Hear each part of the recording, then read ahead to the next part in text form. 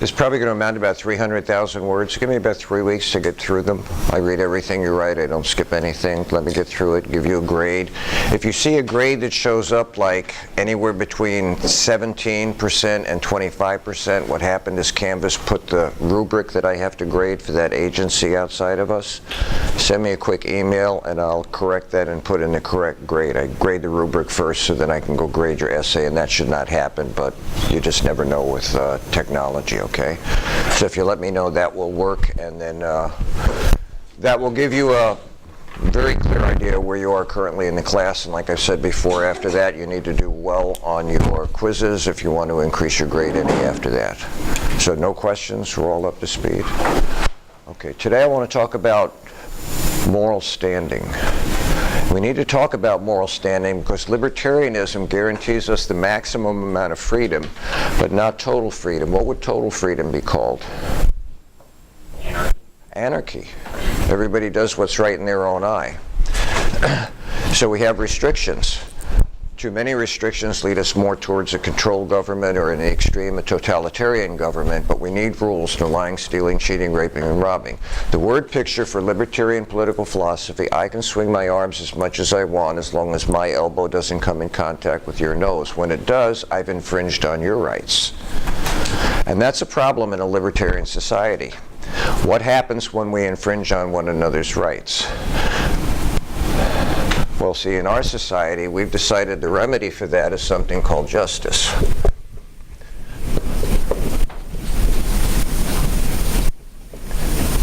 We have what's called an adversarial system of justice.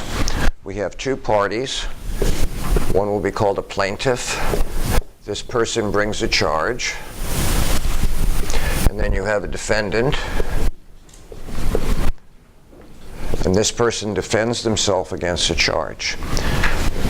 If the charge is not proven, the charge is dropped. If the charge is proven, a penalty is imposed. And that's what justice, in a theoretical way, is all about. And then we have to add jury trials by your peers and a whole bunch of other things we'll get into a little later on in the semester. So the problem is we live in an adversarial situation. Once again, like tension, that doesn't have to be bad. You don't want to go to court for speeding, don't speed. You don't want to go to court for robbing, don't rob, and all the other prohibitions that the box provides us so that we have the greatest measure of safety and freedom at the same time. Once we put our hairy toes across the line, we immediately fall into this adversarial prosecution. And that leads us, therefore, to moral standing. So our discussion this morning is, what is moral standing? You have to stand before the judge. The Fifth Amendment guarantees your sixth. You stand before your accuser. Did you know what the charge is? That you have right to defense and counsel. That you need to be informed of your rights. You don't have to incriminate yourself. You don't have to say anything. They have to prove that you're guilty. You don't have to prove that you're innocent. Proving that you're innocent is the French law. In France, you're guilty till you prove yourself innocent. And there's other countries that do the same thing. We reverse the whole process. Moral standing, then, is what? Oh, that was close. Moral standing. Hang on, I've been picking on the guys for the last couple of weeks, I think. Moral standing. No idea. It's okay. Moral standing. How you relate to yourself, like your moral idea about how you stand in society. Okay, how you stand in society, your relationship to society and everyone else. That's not bad. Moral standing.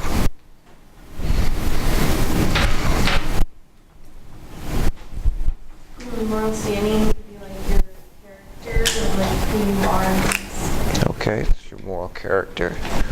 Moral standing. Remember we talked about the difference between ethics and morality? Does that apply, or is this something different?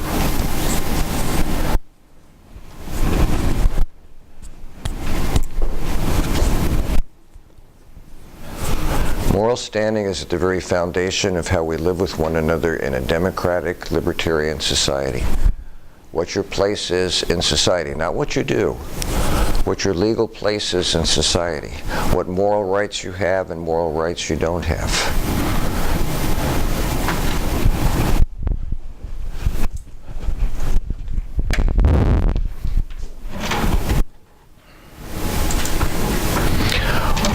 The language of morality and moral standing is going to require today that we go through some definitions of words. And some of these definitions are going to sound really bizarre, like I don't know why we have to define it, it ought to be obvious to everybody. But we're dealing with the law. The law, and I'm going to use legal words with you now, the law is what adjudicates your relationship to other people in this society, whether you're in good standing or bad standing, whether you've offended them, done something against them, let your elbows get out of sync, or whether you're in harmony with the rest of society. Most of us are in harmony with society. But once in a while, we fall out of harmony. We're in disharmony, and that requires a resolution. I just can't go up to anybody I want and give them a black eye. I can't let my elbow swing to such a degree, exercising my freedom, that it interferes with someone else's freedom. So what we're going to have to do is deal with what we call linguistic questions. This is a Latin word linguist, which means tongue. So these are questions that we're going to have to talk about today. For example, the definition of moral standing. That's why I said, what does it mean? It is central, if you end up in court, to know what your moral standing is. What standing you have before the court. In other words, what level of moral representation do you have? Also, we need to define what it means to be a person. Well, wait a minute, isn't a person a person? If it walks like a duck and talks like a duck, we're going to call it a duck. Well, we would do that biologically, but legally there are problems with that, and we need to flush that out. The debate on the definition of death. Normally when you die, you're dead. But we are in advanced biomedical medicine at this point. We have ways to keep you alive after nature thinks you're done. We can bring you back from the dead. We can intubate you with a tube and force oxygen into your lungs through your blood system up to your brains, and you don't go brain dead on us. Or we can defibrillate you. We have an AEA. What do they call that out there? ADE. AED, thank you. And we can jumpstart you again, or hopefully we can jumpstart you. And then the debate on when life begins. This is central to a couple of the moral issues we're going to talk about in the coming weeks. And finally, there's a recent legal referendum on what it means to be a person. So we'll get to all of that. So these are linguistic questions we have to talk about. The first one being the one I started you with, the definition of moral standing. So the concept of moral standing has a definition to begin with, and this is the definition.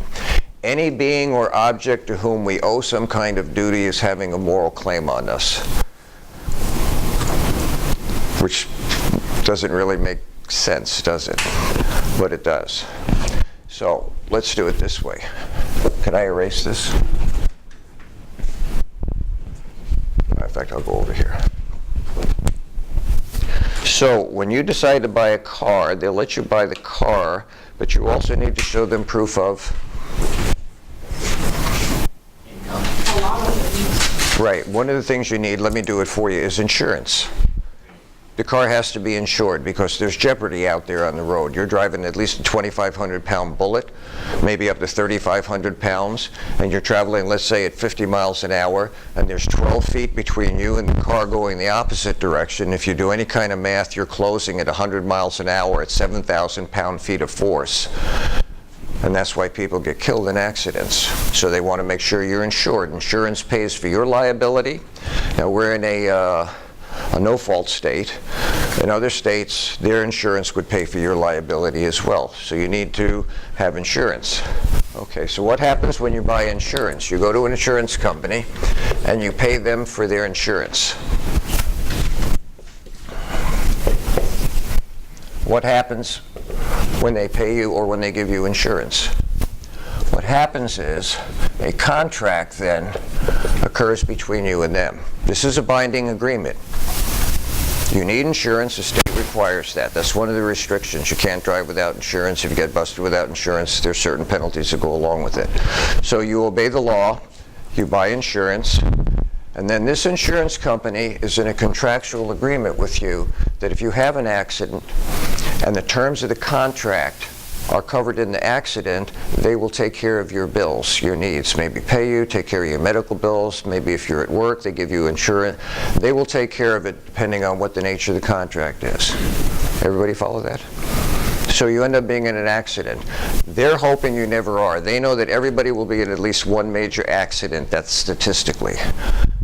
Which means if you go through your lifetime and don't have one, they've collected a lot of money from you and it hasn't cost them a dime. And that's part of the law that regulates the law towards the insurance company, because they're in business to make money. They're not, that's why when you have an accident, they ask more money. Okay? And if you have an accident, they give you some. So when you have an accident, one of the things that you're required to do is file a claim. Now the claim sometimes is a police report that describes what happens, yada, yada, yada. And you take that claim and you send it to the insurance company. What does the insurance company do with it? Well, see, the insurance company's in a contract with you. Anytime someone takes money from you, that's a contractual deal. Everybody with me? Like when you get credit card debt and you send a check in, if they accept your check, that's a contractual agreement to accept that amount of money. And they cannot call you, they cannot harass you, they cannot threaten to take you to court. If they do, you have legal ground to stand on. Everybody get that? The exchange of money is a contractual agreement. So when you buy car insurance, you have an accident,